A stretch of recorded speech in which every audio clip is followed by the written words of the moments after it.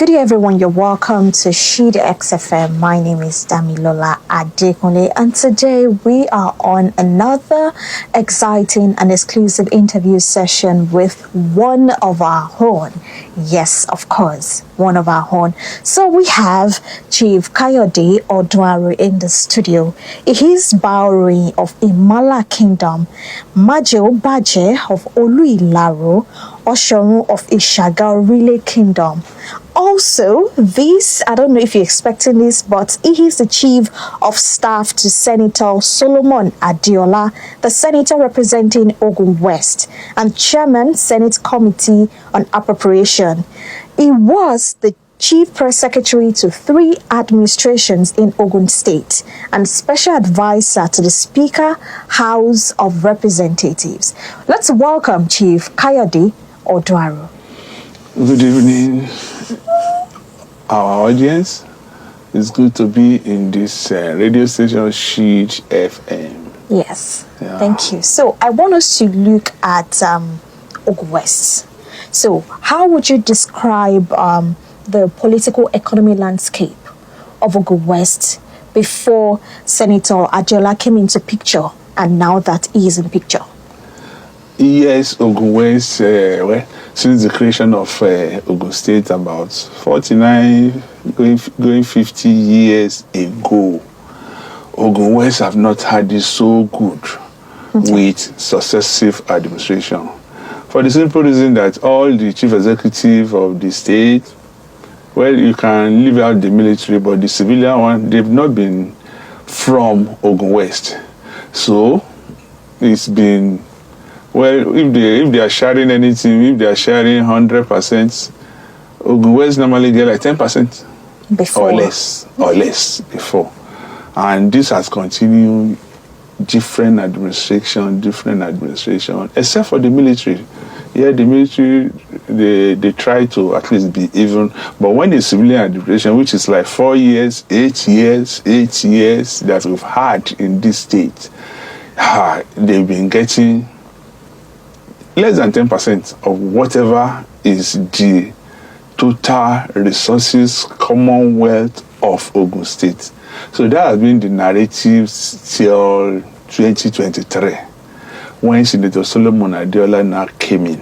Of course, even while he was still in Lagos as a senator, before he came into Ogun State, he saw the whole situation and he was not pleased at all. He has tried as much as possible in his personal capacity to touch lives, to make some kind of even infrastructure.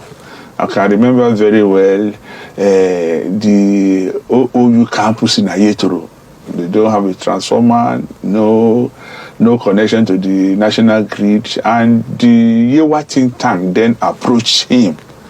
And of course, he was still in Lagos then. He started that and he completed it. So many other individual efforts like that he did before coming on 2023. Now, since 2023, it's a different ball game. Okay. What Senator Solomon Adiola has been able to do in 2 years, I think some people have gone as far as saying that all the administration in Ogun State, from its creation to date, he has surpassed what they have done in 2 years in the area of education, roads, energy, provision of energy, healthcare, individual empowerment. He has done so well that they are now using such terms as, using the Yoruba language, kosheleri, unprecedented. It has never happened before. That is just how to describe what has taken place in the last 2 years since Senator Solomon Adiola came on board. Now, it's like what he has done is not even about comparison in Ogun State. Okay. It is national. Nationally, he is now a benchmark to compare all senators in Nigeria. See, what is your senator doing? Look at what Senator Solomon Adiola is doing in his place. So it is not even, let's put it that way, it's not a local thing. A local meaning maybe Ogun State. Yeah. It's not a national thing. Even beyond that, it is international. Most of his empowerment program, most of his project that he has done has gone international. In Canada, Ogun State citizens, other citizens in Canada, in US, they are seeing the video and reposting the video. So, sincerely, Ogun West in the last 2 years, they've managed to come almost at par, if not surpassing, the two other senatorial districts. Courtesy of Senator Solomon Olamilekan Adeola. Yes, people say yes because he's chairman of so committee. That's why he's able to do it. Fine.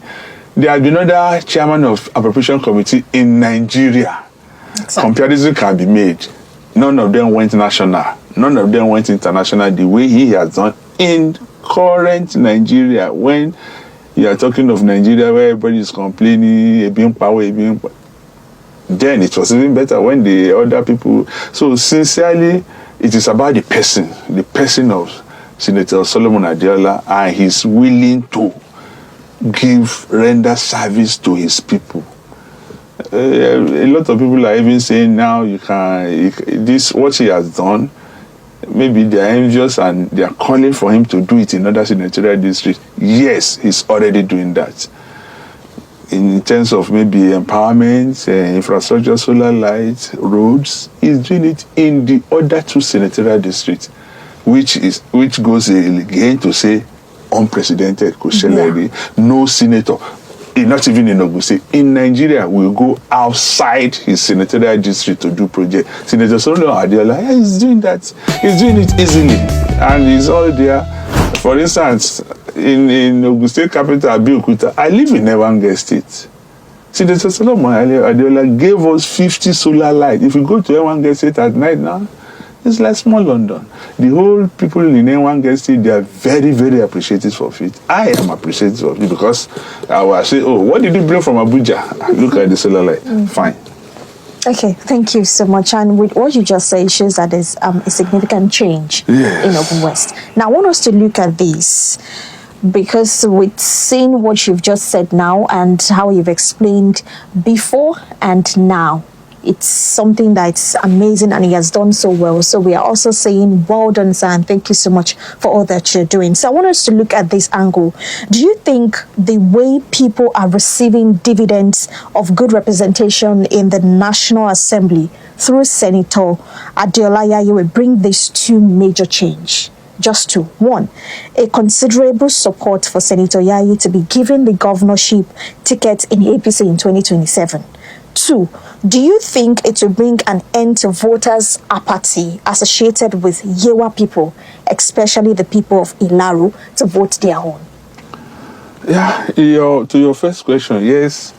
From what Senator Adeola has been doing, I mean, if you look at it, it's like whatever he's doing now, assuming it's even done across Ogun State. I mean, that's serious dividend of democracy coming to the people. Yes. They're talking of scholarship for students. They're talking of solar light in various communities, street light, including state capital, Abeokuta.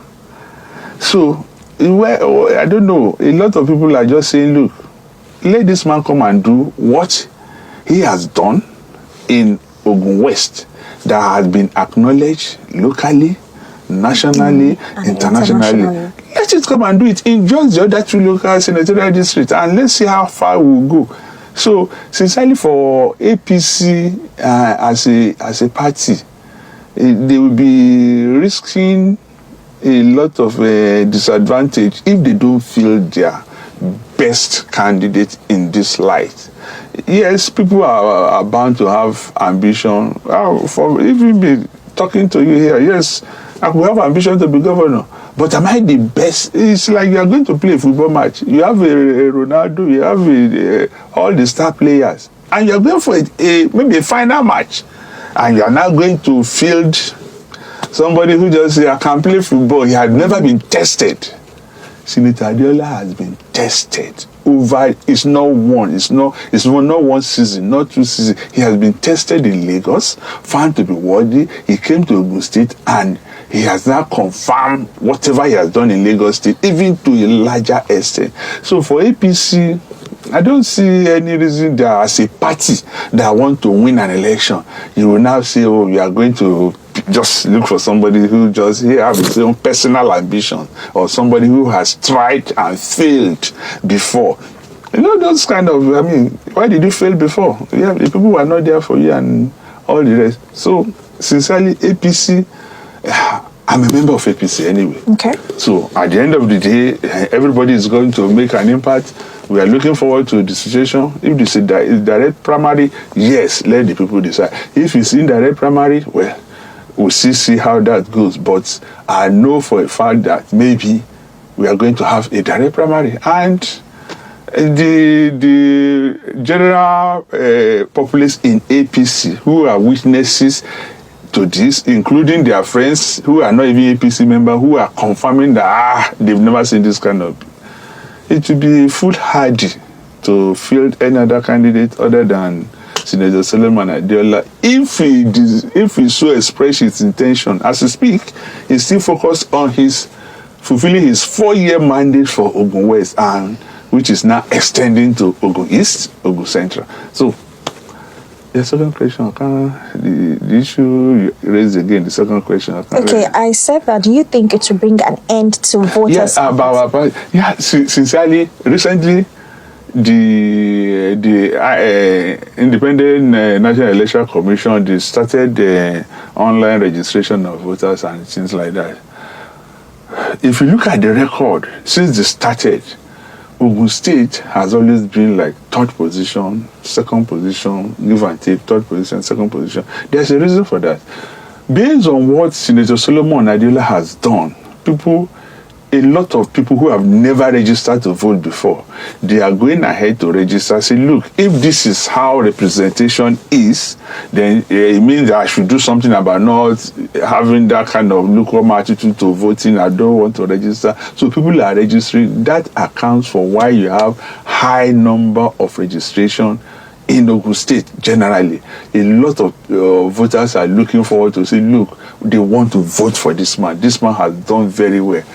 I'm aware too that a lot of voters in Lagos State, particularly the boundary area of Lagos State, they've relocated their voters registration center to Ogun State just because they want to vote for Yayi. I know of a particular person, himself, his wife, and 3 children. They showed me their card that they've relocated their voting to Ogun State. So you see, the citizens generally, when they see dividend of democracy and they say, oh, it is my vote that is bringing this, they will be encouraged to vote. So, in a way, Senator Solomon Adeola Yayi has managed to elevate voters or citizen interest in participation in politics. Okay. Yeah.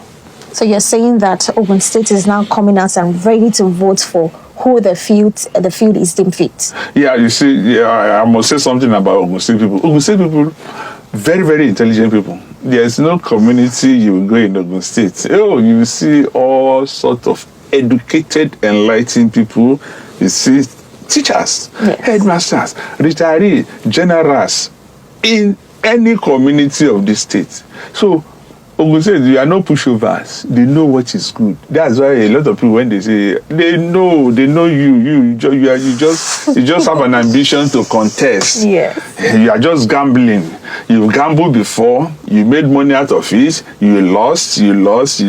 But now they are saying something that's come.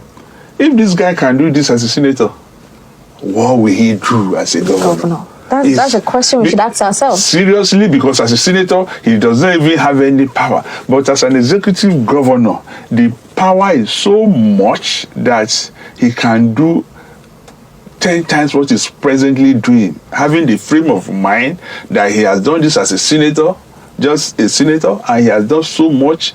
And, you know, the legislator people know about his legislator just doing one empowerment here, building one small school there. This man has done a lot. the road he has done in this industry, the over 100 and something. Transformer is over 200. In any sector, scholarship over 5,000 students, tertiary students have gotten scholarship. Market women, over 15,000 people. Market women, some got 75,000, some got 50,000.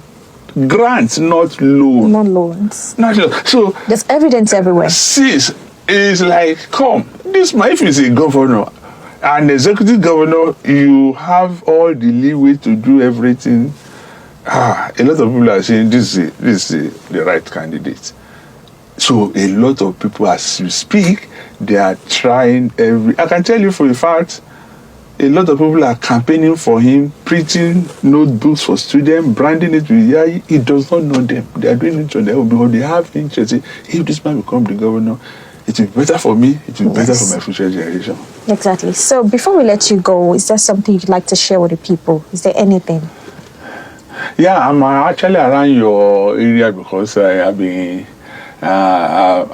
made the osorun of Isaga, Orile, where I originally hails from. And the title is a significant one because it's one of the kingmakers of Isaga, Orile, and yes, it's something that somebody will say, okay, are you qualified? It's a family thing. You must come from that family before you get that title. But even within the family, they have to look at you. As a matter of fact, there's age requirements. If you are not up to the age, you are not just there. So they found me well up to the age, fit and proper, and they decided that. And the traditional council, seeing my qualification or CV and my exposure, they say yes. Yeah, you can be the osorun of Isaga, and it's the man for the job. It's going to be a big responsibility, but yes, it's good. It's good to answer to that name of a kingmaker in due course. The man with 3 titles, chiefs, triple chief. Yeah, and if you add the one of chief of staff, that it will be a quadruple. You and chief.